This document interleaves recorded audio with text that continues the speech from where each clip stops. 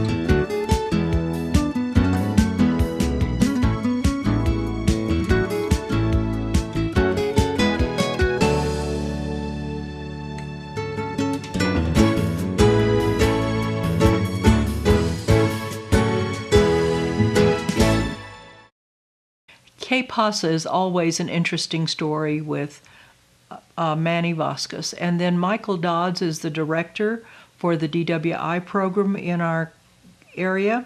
And then we have Grants Main Street downtown. So stay tuned. Fast, reliable internet is here, and it's local. My name is Robert Windhorst. When my wife went back to school to become a teacher, our internet service was terrible. Sacred Wind came into our area and we signed up. It is great service. Hi, I'm Amanda Valdez and I am a teacher. Thinking of pursuing my master's degree, I knew that it couldn't have been possible before. Sacred Wind Internet made it possible to obtain my degree online. Connect 66 Internet. Fast, reliable, and local. Powered by Sacred Wind. Good morning and welcome to this episode of ¿Qué pasa? Today we're having our project manager coming out and let us know what's happening in our community. And I know there's a lot of things and a lot of questions everybody's been asking about 1st Street, 2nd Street, Sacaleras, Roosevelt, you name it, they're doing it, and we have everything in plan right now. So at this time, I'd like to introduce you to Project Manager Donald Jaramillo. Welcome, Donald. Manuel. Thank you for coming. How are you? Thank you. Thanks for the invite. Oh, glad to have you all the time. You know, we need to keep our community informed of what's happening in our town, and which better person than Donald to tell us what's going on? Donald, tell us what's going on with Sacaleras, 1st Street, 2nd Street. Okay, we got a lot going on. So can I start with the projects that we're doing now that are near completion, then we'll kind of move forward from there? Go for it. Okay, right now, recently we just finished the airport runway. That was a $4 million contract, which was supported by the state, a little by the state, a lot of federal money, and a little part from the city, and that was a $4 million project. The runway was done. That was completed at the beginning of this year. Another project, the wastewater treatment plant, that's about a $15 million contract. That's almost done. We have one of the state-of-the-art facilities. The smell, I know that's always an issue. Yeah. That should be gone completely soon. We are drying the lagoons from the old plant now, and there's some things that need to be done. We had a large change order toward the end for a new headworks facility, but that's near completion. We should be in the full operations of the new plant by about, I would say, November, December. Large project. Give us a little input on the new technology they're using there now. Well, I'm no expert. No, but just what we've learned. I've learned a lot. It's amazing. I didn't know bugs were an important part of the process, yes. but it is. Bugs. So anyway, we used to have lagoons, right? But no longer. Those lagoons are gone. Now we got basins, right? And it's all concrete. And anyway, they recently had some tests in the water, and it was way above standard. Right. So with the new state-of-the-art facility, I mean the water quality is above standard. So which is a good thing. But the lagoons are gone. Right. Which we're familiar. We're always seeing lagoons. It's just one big concrete wall with some basins in between. And as the process goes, the bugs eat more and more, and by the time it's done, I don't know the exact dynamics, but I know it works, and I know the water quality is way above standard. I know the new plant. When I learned about the bugs, I was kind of interested on it, and I'm saying, why do we need bugs? and it's an incubator is what it is. Yeah. Basically what it does is eats Right. a bacteria. Yeah. And We actually invested in, ourselves, Jacobs, which is, they provide services for the city with water and wastewater, and Smithco, the contractor. We recently bought $10,000. Now, this was a shock to me. We bought $10,000 in molasses right? and $10,000 in bugs, $10,000, $15,000, $20,000 in bugs. I mean, when have you heard of us buying $10,000 in molasses? But anyway, I guess the bugs needed a good push to, make get 'em them healthy going. and get them going. Yeah. I mean, you give me 10,000 gallons get a lot of bugs. Yeah, I'll get a lot of bugs. A lot of bugs and a lot of energy. So anyway, but it's going well. We should be in full operation at the new plant by the end of the year. So hopefully we'll have no more smell. Very little. Very, very little. Very little. Yeah, it's not going to be like before, huh? Right. Once it's fully complete, we'll do a walkthrough probably with Channel 10, invite Right. the media, have a ribbon cutting, but that probably won't be until next spring, Right. until it's all cleaned up and it's paved, because there's a lot of touch up. It was a large project. It is a large project. Yeah, but by next spring it should be all paved and ready to go and full operations, and then we'll do a full ribbon cutting. Well, we'll be looking forward to that ribbon cutting, and the golfers out there will be happy they won't have that big old smell they had anymore. Yeah. So thank you, Donald. Yeah, no problem. And another recent project, so while everyone's we all drive First Street and Second Street. We know Second Street's done, First and Second's done up to Washington. Next year, early in the year, March, April, we will be doing, we will be starting on First Street at Washington to Adams, which is phase 2 on First Street.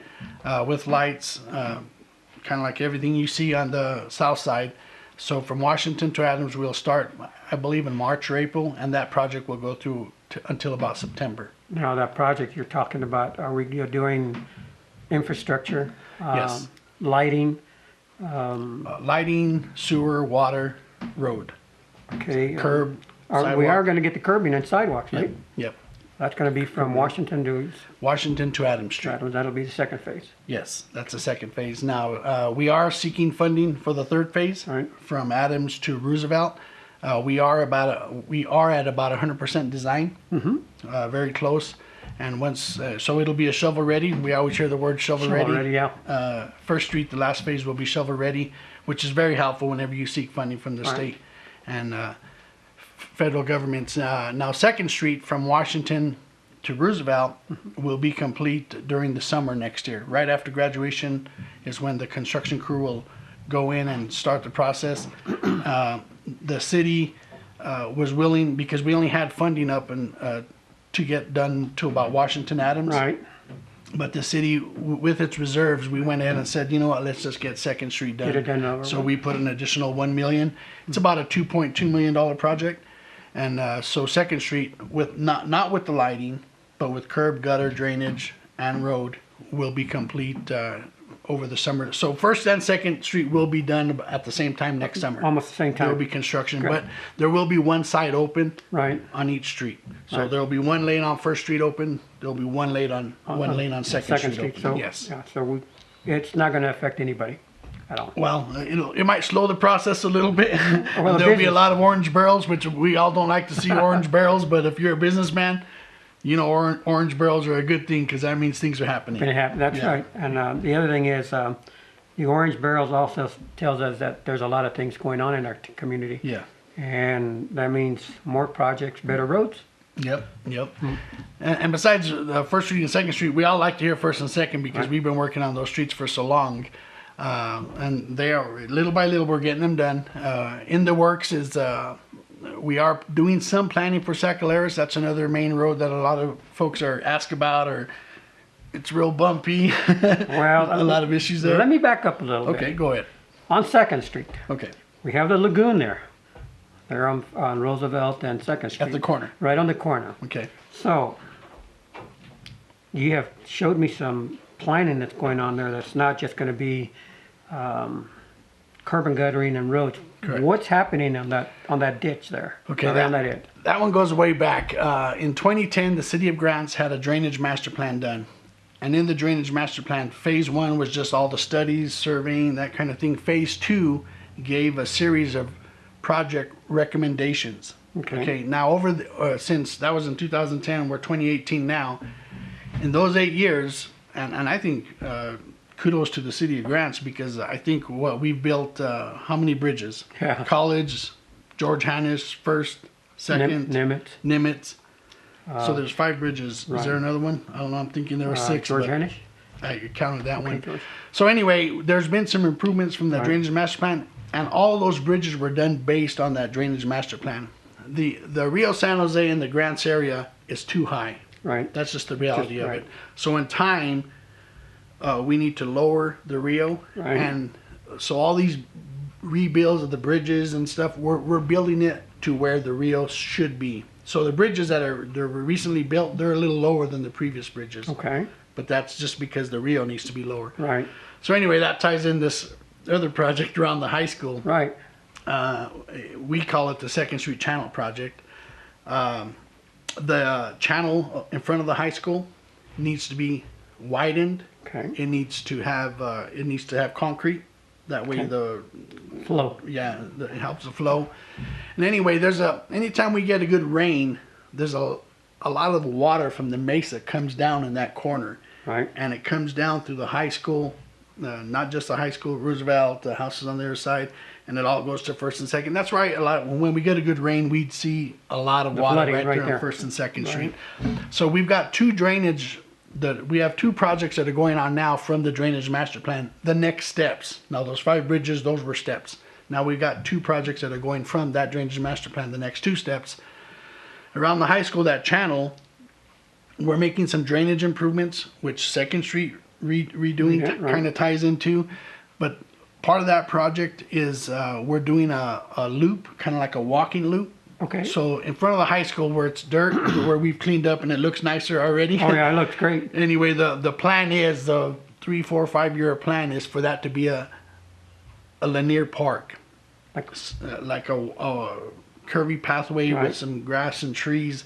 So I mean, if you could help me and imagine that, I think that would be a big plus for the city of Grants. Yeah, that drainage right there by the high school. In other words, it's going to be hopefully concrete. I'm going to put grass on there, and then Grass, rock. grass or rock, and it'll be a walking trail. Yes. It won't be, but so imagine all that right now the way it looks now, compared to what it's going to look like when you have trees, maybe Yeah. trees, benches. Yep. Okay. And it ties into the Riverwalk Trail. That's another project we need to talk about in a little bit. But so it ties into the Riverwalk Trail. I lost my train of thought. So anyway, with those improvements, the walkway will go around the high school, All the way around. up around Roosevelt, up to, I don't know what that's, Warren Street. I think Warren? it won't go quite to Warren, but No. it'll come down there right on Washington Street, come through back to the high school. So is that Washington or is that Washington. Yeah, okay, Washington that Street. is Washington. Yeah. Okay, so we the city are moving. All of us are moving forward with all kinds of plans. So at this time, what else do we need to do to fix our drainage on First and Second Street so it doesn't flood? Well, with the new roadway, with new drainage, and new drainage, all these improvements, that's going to alleviate the flooding. Okay, Just so that'll those help projects that. alone. First Street and Second Street shouldn't flood Okay. anymore after that. No, that would be good. I mean, so Donald, let's take a little break, Okay. and we'll come back and visit some more. Thank you. El Cafecito has been serving authentic New Mexican cuisine for over 32 years. The first thing that greets you is the fragrant aroma of chili. The friendly and efficient staff welcome you to a dining experience that can only be found in Grants. Try the award-winning burrito, red, green, or maybe you want Christmas. Do you need a chili fix? You will not be disappointed. There's so many great choices. What sets El Cafecito apart is the made fresh chili every day. Oh, I come here for the breakfast burrito, which is very good. Service is good, fast. When you're hungry, you're ready to eat. A banquet room is designed for meetings, special occasions, and community events. For those in a hurry, the drive-up window offers convenience too. The service, friendly staff, great New Mexican cuisine is all due to Angela and Larry Baca. They oversee every aspect of El Cafecito. Hey, welcome back to Que Pasa. We got Donald Jaramillo here, letting us know what's going on in our community. So Donald, let's continue on that. We're going to talk to about Jefferson and Washington drainage plan, the bridge over by the cemetery. What's happening there? Okay, in the previous session, I had brought up the drainage master plan, which, I mean, it literally is a master plan because it's given us guidance of where we really need the improvements and in what steps we need to take them. So in the last session, I had mentioned all the bridges, and then we have that Second Street Channel project. Another drainage type project is Jefferson and Washington. Anytime we get a good rain, we've seen the arroyos there by Mesa View Elementary. They call it the Mount Taylor Channel.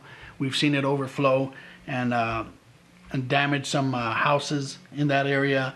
We've seen it flood the school. We've seen it flood a Bible Baptist church in that area. So anyway, we have a Jefferson Washington project. There's an influx. I mentioned the influx of water that comes down from the mesa. Anyway, that water usually travels through Adams, Smith, Harrison, those streets down there, and it goes down to Smiths, and from Smiths it goes into a channel that the city had done several years ago. In between Jefferson and Smith, there's a man-made channel that floods through the houses. Anyway, that's a temporary fix. But that temporary fix has been there for about 15, 20 years, which is not temporary. No. So anyway, we have a real project going in there. There'll be some drainage improvements. The plan is a large pond in the Bible Baptist Church area. A large pond behind Future Foundations. They call them detention ponds. Detention ponds. So those ponds will capture water for a few hours to where mosquitoes aren't an issue because they have to drain within a certain time frame because otherwise they become mosquito problem. Exactly. So we want to stay away from that. Anyway, the first phase, which includes the pond behind Central Baptist Church and some underground drainage infrastructure along Jefferson Street, because right now there's I think we have one 8-inch pipe and one little cattle guard drainage. That's not going to do it. That's not going to do it. Yeah, we all know that's not going to do it. That's the homeowners there. That's not going to do it. So anyway, Jefferson Street will have a true drainage channel. We're talking a 36 to 48-inch drainage pipe underground there with some inlets along Jefferson Avenue, which there are none now. None. Okay. Yeah. So, and in addition, that large pond will capture some of the water coming from Smith Street. And instead of an open channel, it's going to be underground. There will be a large cattle guard type drainage facility that will capture the water there at the end of Smith Street. It'll drain into the pond, and then the pond will drain into the Mount Taylor Channel. So, let me see. You have the pipe, so that's going to actually be like a clean out too. Yes. Yeah, so it's going to be a clean out. So. Yeah. And the next phase is on Washington. So Washington Street in front of Mesa View Elementary needs some improvements also. I think there's one, maybe two inlets over there by Future Foundations, but all the water that usually stays settled there in front of the school, there's no inlets there. So Washington will have some inlets, have some new drainage. And thankfully, this project includes repaving Jefferson and Washington. So that's the two phases. So next year we should see some improvements on Jefferson and the pond, and then phase 2, which will be improvements on Washington Street, we should probably see within the next 3-4 years. So think about this. We've had a drainage problem all these years there. Okay, we get all these projects going. We shouldn't have any problems with drainage or flooding there, would we? No, we should not. But but you never, we don't know. I mean, they always say 100-year flood or 500-year flood. I mean, who knows? I mean, you putting up water, obviously, the facilities won't be able to handle it if it's to the extreme. But we are doing with everything within our power to be able to handle that 50-year flood. The 100-year flood, I mean, that's a tough one, but for sure the 50-year, the new facility should be able to handle that type of stuff. Within 50 years, you and I should be able to see that drainage really good, right? If we're around in 50 years, yes, we should. Or our children will be able to see that. We'll take advantage of that one. Exactly. And, that's the nice nice thing about this is we're making the improvements for our children, Right. because really we're not going to see that. Yeah, we're not going to see that, but they will. Yeah. And if you talk to any engineer about the city of Grants, one of the greatest challenges about the city of Grants for any business infrastructure is the high water table and the malpai that's under the ground. Right. It makes it difficult to handle flooding. It does. Because it's just rock and then there's water. So where does the water go? I mean, it just comes right back up. Exactly. And on First and Second Street and some of the other areas, our water table is very high. Yes. Very, very high. We're lucky to have that much water here. Yeah. I've heard it. You've probably heard the stories too. People dig 3, 4, 5 foot, Right. and There's water. There's water. Right. I mean, wow. That's, That's a challenge for any community that's trying to build infrastructure in town. That high water table is a challenge. and we can't build the city yet. No, it won't be no Manhattan. That's for sure. It won't be no Manhattan. But you know what? The city's working in the right direction for our future. Yes. I mean, we're going to take it. Those that are still here, it's going to be great because we're going to enjoy some of it. But it's mainly for our future and our kids, and maybe retirement, and people can come back in and move our kids back in here. Yeah. Yep. Exactly. And another challenge of the cities is our aging infrastructure, and we are trying to come up with some different ways to. Actually, one of the projects that we have now, we're doing an asset management plan for our water and wastewater systems. And one of the big concerns of mine, because this is what I do, and say the city manager, because she's familiar with it, is our infrastructure is aging, and it's aging. We've heard the stories of the water or the wastewater lines being just totally deteriorated and running through water. So anyway, we're working on a plan of how to take some steps in improving that infrastructure long term. Well, because right now, I mean, reality is there's not a clean plan, and that's what we're working toward. We want a plan, and that's a priority because our children. Right. We have a their 10-year, children. We have a 10-year plan right now going on, right? Yes. And it's already in place and it's already working. You and I were at a water break on High and Nimitz. Was that High and Nimitz? About 3-4 weeks ago. Yes. And the pipe they pulled out of there was unbelievable, wasn't it? It had, I mean, I don't see how it even stayed together because it's just falling apart. Yeah. And unless we fix our infrastructure before we do any more streets, I think that would be the positive way of going. Yeah. Water will make its path. Oh, it definitely is. I mean, whether there's a pipe there or if there's not a pipe there, water will make its path. Speaking of water, how about the Riverwalk Trail? The Riverwalk Trail is coming along. We've got fully funded, am I right? Yep, fully funded. Finally, it's a long project that's been in the works for, we're talking 6-7 years. The city manager, Laura Jaramillo, she was key in getting it going a while back. I remember reporting on it when I was at the newspaper 7, 8, 9 years ago. So anyway, right now it's totally designed. We're about ready to go to construction. We're just waiting on some final certifications from the DOT, the utilities. And anyway, we should start construction on the Riverwalk Trail from the amphitheater to Harrison. We're talking about a 10-foot paved path with some benches, improvements, some lighting. Let me back up. From to Harrison Street, from the amphitheater to Harrison. What? I thought it was going to go past Anderman.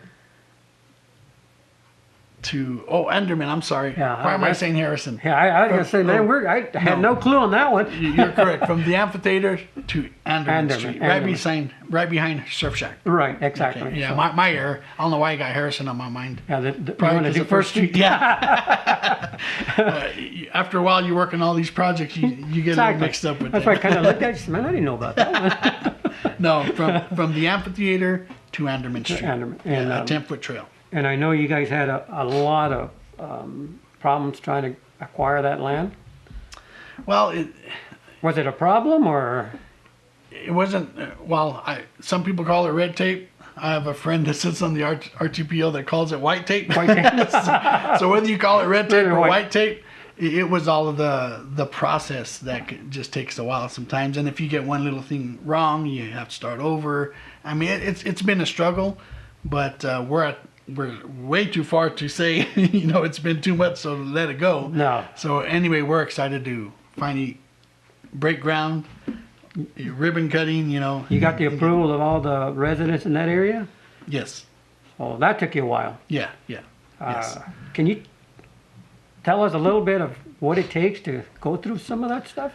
Well, you have to get a lot of certifications. There's right-of-way, there's temporary construction easements, there's permits. I mean, there's a lot to it.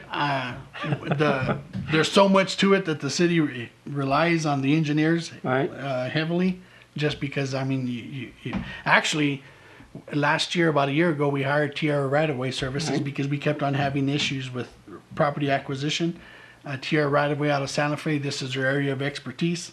We gave it to them. We gave them 6 months. It's been 6 months, and guess what? They're about done. They're about done now. Yeah. So anyway, the right-of-way was a big issue. It took a while, but it's almost done. Good. See, that's another thing. That's another project that it's happening. And thank the property owners. The school district was a big one. Several property owners along the trail. Thankfully, they've worked with us, and we're past that stage. Another headache gone, right? Another headache gone. but we'll be doing construction, so maybe that'll be a headache. So there's a lot of headaches that Donald has to go through just to get things done around here. But Donald, I would like to have you back. Sure. If we can leave this off at this time, and I would like to have you back, and let's go through some of the projects that are going, and maybe some of the costs that the city's having to put up with. Okay. Because there's a lot of costs. I mean, it just doesn't happen without money. Yeah. Very simple.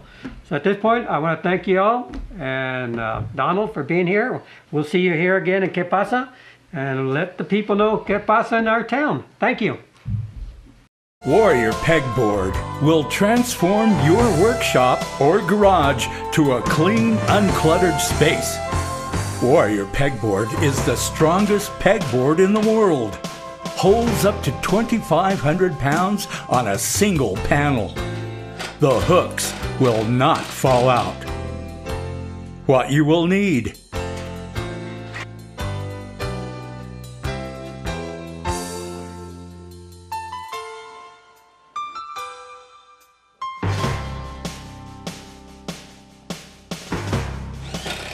select the size, anchor to a stud, admire your handiwork. Warrior Pegboard's strong, sparkling appearance was designed by a veteran. Each piece of your Warrior Pegboard system is made in America. For sizes, prices, and shipping information, just select Warrior Pegboard at Amazon.com, Walmart.com, Jet.com, or DiscountRamps.com. For wholesale, military, and government sales, contact John Wesley. Welcome to this segment of Cibola Treasures. We have someone in our studio today that truly is a treasure. Michael Dodds is here, and I'm going to let him tell you a little bit about what his title is and what he's up to. Michael? So I'm Michael Dodds, and I am the program coordinator for Cibola County's DWI program. We're currently working on prevention programs and enforcement programs along with our compliance so that we can end DWI in our county. Well, that's a big job, isn't it? It is a very large job. Well, years ago, I was meeting with the director in Gallup over I guess it was a captain there, and he was talking about DWI in McKinley County. He said, it's like shooting fish in a barrel. That was his comment. He said, we can just go out any day, any time of day, any day of the week, and we can get our... Mm-hmm. So District 6, which includes Cibola County and McKinley County, is the leading district in the state for DWI fatalities, alcohol-involved fatalities. So we have a lot of work to do. We've done a lot of work over the last several years. You know, and Drunktown USA has gotten better. You know, Cibola County has got its issues. We're working together. We're trying to get it nailed down, but we do have a lot of work cut out for us. Right. Now, there's some, you mentioned some things, so what does compliance mean? What does that involve as far as your job? So the county compliance program, the DWI compliance program, we supervise misdemeanor DWI offenders. So if you're sentenced to a first, second, or third DWI, it's considered a misdemeanor, and you have the option of either being in custody in jail, or you have the option of being put on probation, the privilege of being put on probation. We'll supervise and make sure that they're no longer drinking, that they have their interlock system put into their vehicle, that they're attending different types of treatment and counseling so that they can, if there is an issue, that they can address those issues, and drinking and driving won't be a part of their problem any further. Well, you have a small office, and it's packed. So how many people do you see a day? Per day, probably 40 to 50 people a day, on just about any given day. There's some days are a little slower than others. We have courts. We're in courts. We're seeing them there instead. So. Okay. So when they come in, what happens to them when they come into your office? So typically what a day in the life of a compliance officer is that an offender will come to the program to check in. They have color systems that we set up. It gives us an idea of how compliant they are, how non-compliant they are. Basically they have to update the court officer, the compliance officer, of what progress they've made with their IOP, intensive outpatient treatment, or counseling, or DWI school. They bring us information regarding their interlock, if they've got it installed, and of course updates as it goes along. They have to do calibration checks and stuff, and they have to bring us proof of that they're keeping it up, and basically kind of find out what's going on in their life and see where they need help. We have lots of resources in our program where we actually can refer our offenders to if they're having trouble with substance abuse problems, if they're having trouble with alcohol abuse problems, if they're having trouble with thoughts of suicide or any of those mental health issues that plague our counties. We have resources we can send these people to. And that's more or less what we're here for. We're here to serve those offenders and give them every resource possible so that they are not continuing to drink. And I know that many of them look at it as, those that are offenders, DWI offenders, look at it as a hurtful thing, but it's really something that's designed to be helpful. Absolutely, and it has been like that, and that's a stigma that's hard to get away from. You know, we're not the bad guys. The compliance officers, we're here to do them a service. You know, we charge a fee, and those fees that we charge go back into the program to do more prevention stuff and to make more resources available. Ultimately, what our goal is to get them to complete their probation successfully and learn how to operate in general society without drinking and driving, or without the substance abuse problems. Well, I think you and I have talked about a program that we did for Laguna years ago that dealt with domestic. It was really based on domestic violence, but we saw the impact of alcohol abuse being one of those things that led to or exacerbated the problem of domestic violence. And there were men that described things that they saw, the way in which they saw their mom treated, or and so they learned those behaviors in dealing with life's struggles, and so that was part of their mindset, was that this is the way that you were supposed to live. And they saw families on payday come together, the uncles, the brothers, all fathers, all these come together and spend all their payday money on alcohol, and then go home and not be able to pay utilities or rent or whatever it was they needed to pay. And so that's still occurring today, even though we did that project about, I'm going to say 12 years ago. Those problems still exist today. Mm-hmm. And that's another component of the DWI program, and a lot of people aren't aware of that. We actually do work with domestic violence if it's alcohol related. We're actually in the negotiation process with Roberta's Place, trying to put together a treatment program that is full-rounded, that not only are we going to be supervising the offender and making sure they're completing the treatment and all the counseling that they need, but we're also going to be looking on how we can provide resources for the victims so that they can learn and understand some things, so that it's a team process. You know, it's not the government coming in and trying to separate a family. You know, we got involved because there was an incident, and we want to look at how we can fix the whole problem, not just one part of it. Sure, so absolutely. that's something that we're focusing on. We want to develop a domestic violence task force like we have with our DWI task force, so that we're out there and we're looking for these problems and we're trying to figure out ways that we can solve these problems. Right. And it could be something as simple as just somebody not having a job or somebody not having a washing machine that can cause major problems in their lives. Sure. So we're trying to figure out ways that we can build on this and Okay. get in front of it. Now, one of the big things that's happening in our county are the, what do you call them, checkpoints. So that is something that our DWI task force has gotten together, and we're constantly working together and finding ways that we can be out there, setting up checkpoints, doing saturation patrols in areas, doing undercover buys, so that we can make sure everybody's on their toes and they understand that we're out there looking. We don't want people drinking. We don't want people drinking and driving. We want people to be safe. Call for a ride. Choose not to drink that night. Select a designated driver. Because we are going to be out there. We're going to be out there looking to stop people from doing that. Well, years ago we did a video for Northwest New Mexico Fighting Back, and it was titled "What a Difference."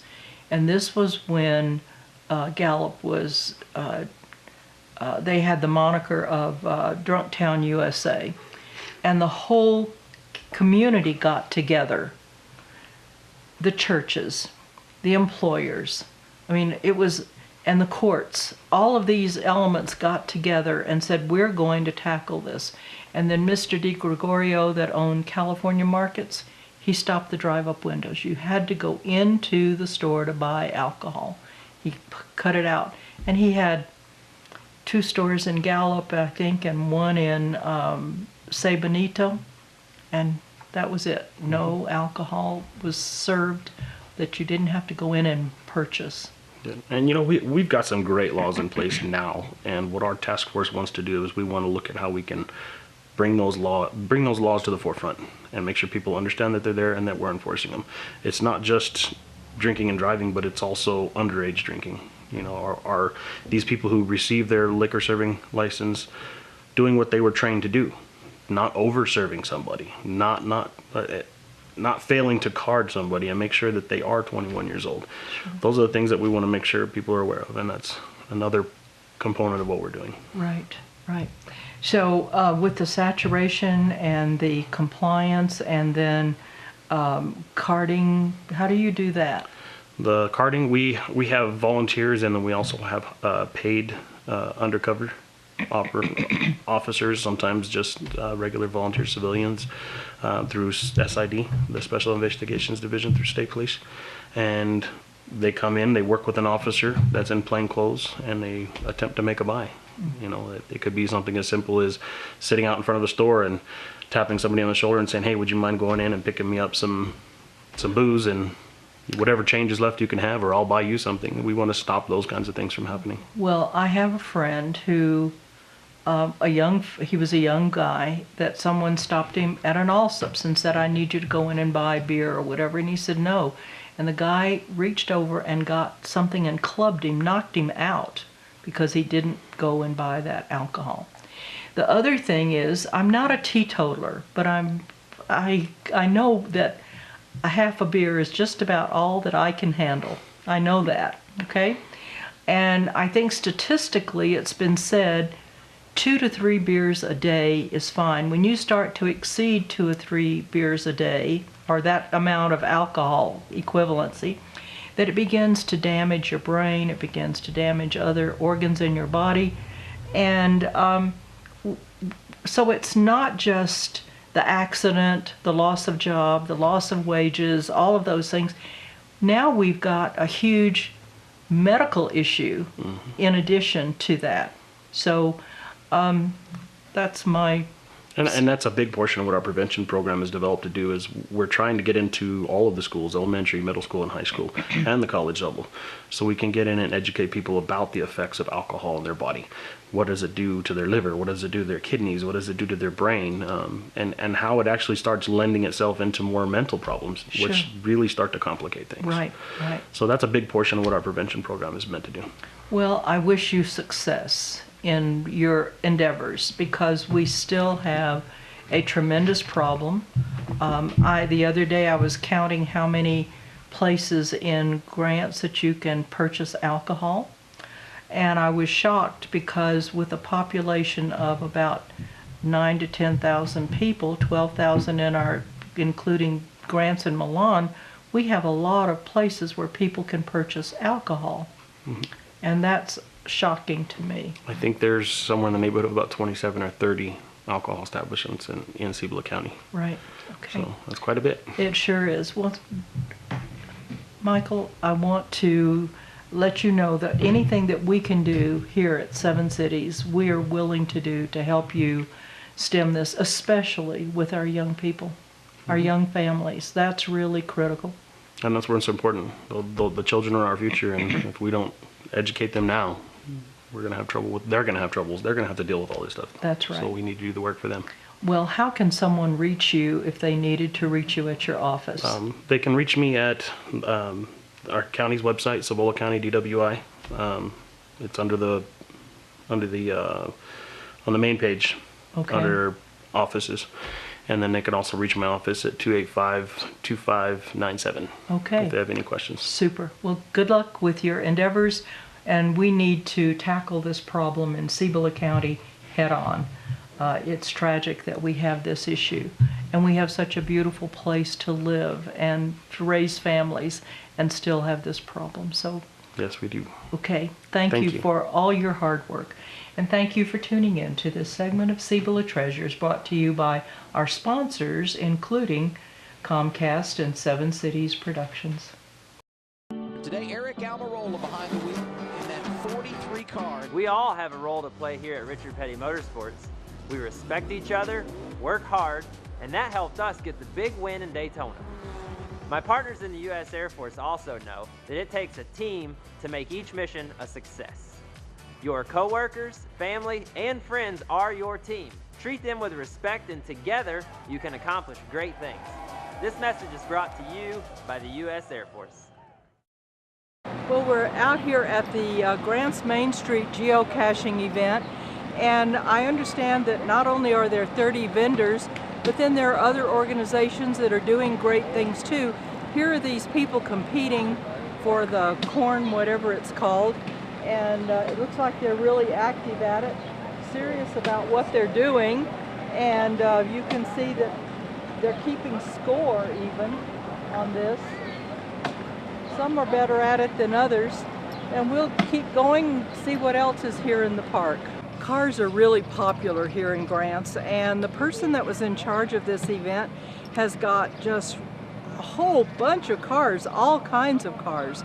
And I know that they're going to be voting on the various types of vehicles that are out here. So we're going to capture some of these great vehicles for you to see just how far Grants goes to get cars into our community. Well, you can't have a party without food, and we've got all kinds of food down here. So this is a big, big event for Grants Main Street. Come down and do it next year too. Well, the party isn't complete without music and mufflers going, all kinds of people here. I understand that there are over 30 booths here at the park today. So it's a big event. Just come on down. I know that it's a little late this year to let you know about it, but next year it's going to be even bigger. So keep in mind the Grants Main Street geocaching event. Fast, reliable internet is here, and it's local. Hi, I'm Mike Gonzalez, IT Director for the Village of Milan. And I'm Robert Ramirez, the Computer Lab Moderator. We have fiber optic service through Sacred Wind, and it has allowed us to create our computer lab. Hi, I'm Amanda Valdez, and I am a teacher. Thinking of pursuing my master's degree, I knew that it couldn't have been possible before. Sacred Wind Internet made it possible to obtain my degree online. Connect 66 Internet. Fast, reliable, and local. Powered by Sacred Wind. A name you know. A product you trust. Welcome to this segment of Cibola Treasures. In our studio today is Josephine Hurtado. Most of you in town know Josephine because she has a very important business that really keeps things moving in our community, and that's Quest Title. But that's not why we're here today. We're here to talk about Grants Main Street and the things that are happening with Grants Main Street. first of all, let's talk about what your title is with Grants Main Street. I'm currently the president of Grants Main Street. Okay. This is going on my 3rd year, so we've got a new director, William Yarborough, and he's doing a lot of exciting things, and things are moving in Grants and downtown. Right. Now, for you to be involved with Grants Main Street, that tells me that you have a passion for Grants and the mission of Main Street. Yes, I mean, Grants is my hometown, and I want to see it improve. I've always volunteered somewhere, and my latest project is Grants Main Street, because a few years ago they were needing volunteers, which we still do, but it's a good group in helping our town. Right, it is. And so let's talk about some of the things that you have been instrumental in bringing to the community, the Grants Main Street primarily. Well, we started the new event. Last June was our 2nd year of the 7 Cities of Gold Outdoor Festival. We had a few issues because of the Forest Service pending closure and the drought, but it's growing bigger every year, and I expect it to keep growing and becoming a more integral part of our community. We have such a vast outdoors area that it's basically a hidden gem to most rest of the state. It really and truly is. I've said for years that Coronado was looking for the 7 Cities of Gold, and it's right here. Mm-hmm. We've got it all right here. Now, let's talk about because this 7 Trails of Gold is really a geocaching event for the most part. Well, part of it is geocaching. We include all outdoor activities. I mean, we have the New Mexico Off-Highway Vehicle Association. They have trails. We have stuff for bikers, runners, the geocachers. We put out new geocaches every year, and those are hit. People visit them throughout the year when they're traveling. I've seen people from as far as Great Britain stopping as they're going through New Mexico just because the geocache is here. Right. So it's bringing people to this area. And you took me on a tour one time out to an area that I wanted to visit for years and years and years, but I didn't even know how to get there. Mm-hmm. And so you showed me how, and I was so fascinated because about 100 years ago, there was this kiln site, and the things that they did to haul this out of there was just amazing. I mean, I'm still amazed at all of the activities that we've had in our county and in its surrounding areas that really have impacted the world. Yeah, we have a lot of great history here. I mean, starting from when the railroads came and it was Grants Camp to the cattle and sheep industry and then going into the mining industry. We've got a lot of history here. We do. And Grants Main Street is keeping that alive, especially with your vision for what Grants Main Street can be doing. So, well, it's a lot of people's visions. So. Well, but you really are the impetus and the movement behind some of this, so I have to give you credit for that. Now, there has been some talk recently about, and it's been negative talk, about things that are happening in our community. But that's not the whole story. Let's talk about some of the great things that are happening in our community that are really positive. One is real estate. You mentioned how many homes are for sale right now? Yeah, really the market, there's not a lot of homes on the market. 3 years ago, there were over 300 homes. Right now, there's around 50 that are active sales. Okay. And then what are some of the things that are happening down along Santa Fe Avenue and in our little hub here around Santa Fe and First Street? We've got a lot of movement and businesses. I know people have been talking about the businesses that keep closing, but we've also got businesses upgrading and improving.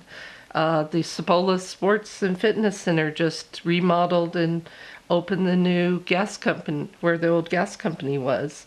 Farmers Insurance moved down onto First Street. Melinda's Barbershop moved over to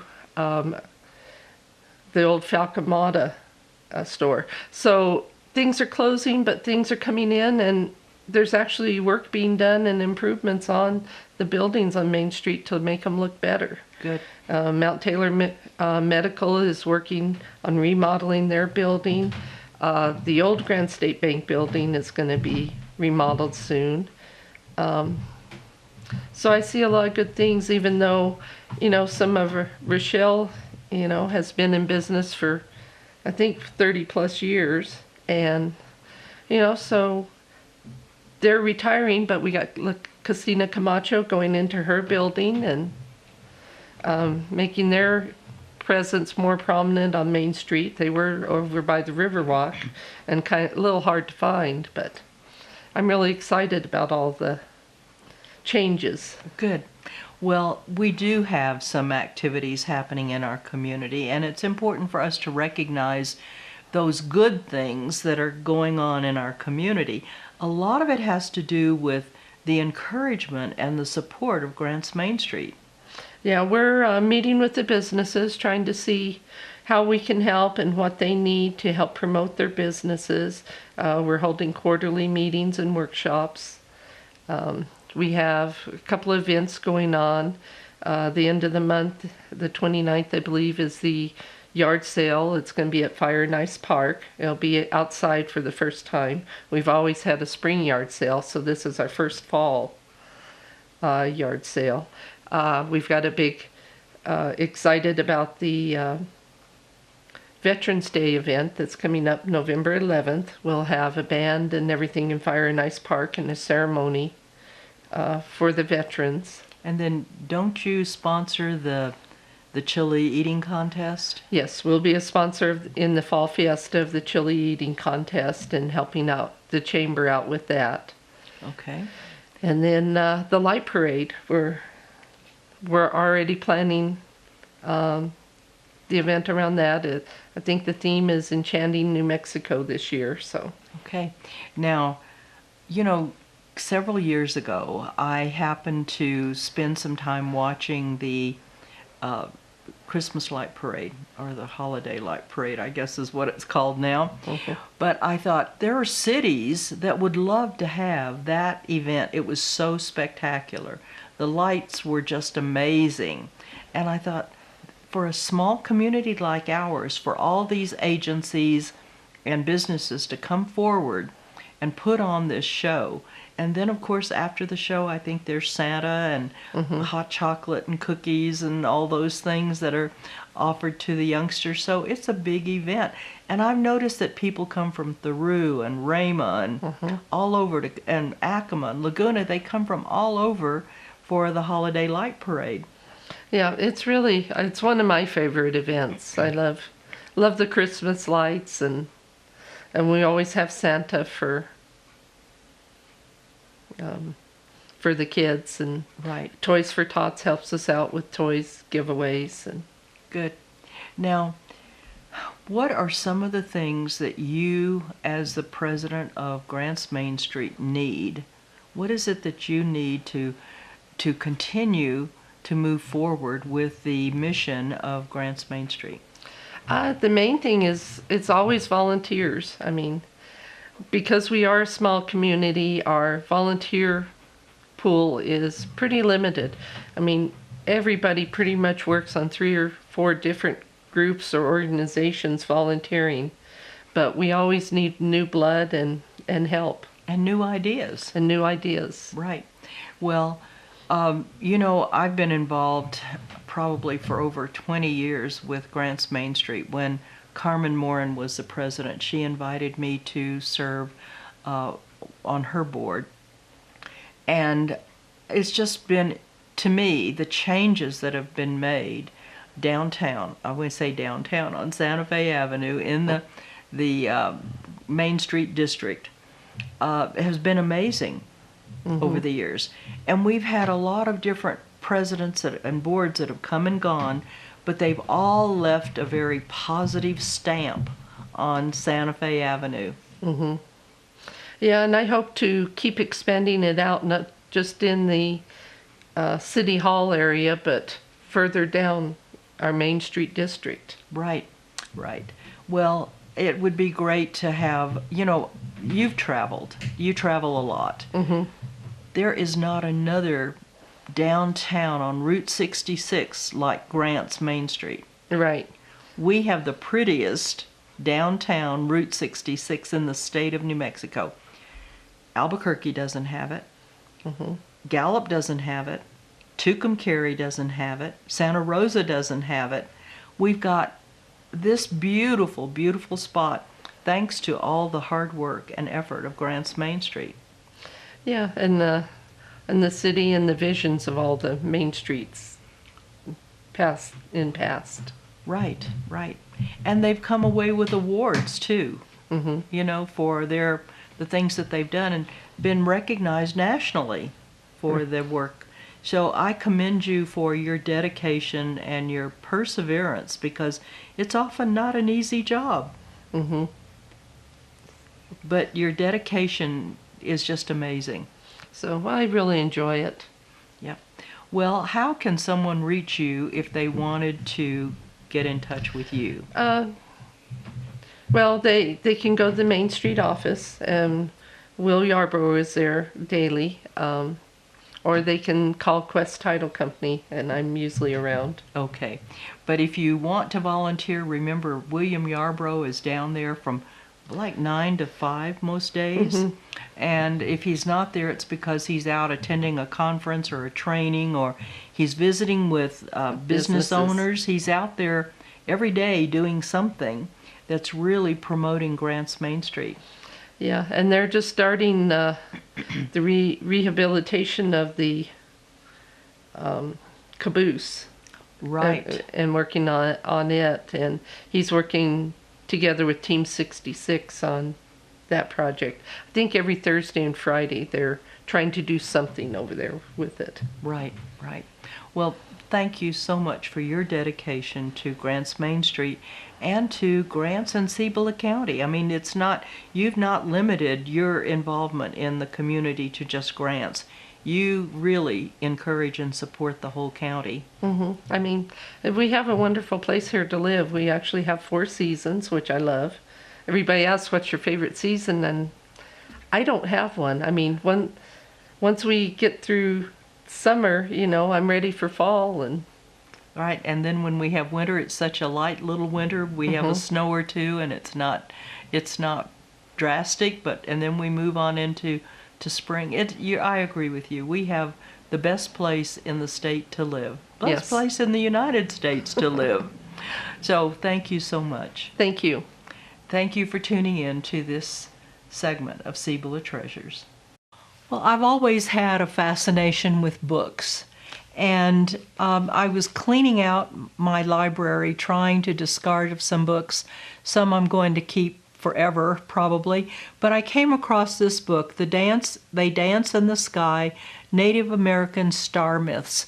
We're often reminded of what the Greeks did in naming the various constellations.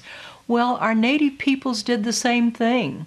They talk about how the stars were created, how Coyote got curious and scattered them up into the sky. We also have another myth about a young girl that did the same type of thing. And then I also have another book that is written by Joseph Campbell, The Inner Reaches of Outer Space, and it deals with mythology, not just among our native peoples, but also all over the world with the Egyptians, the Greeks, and various others. So remember that our ancient people studied the stars.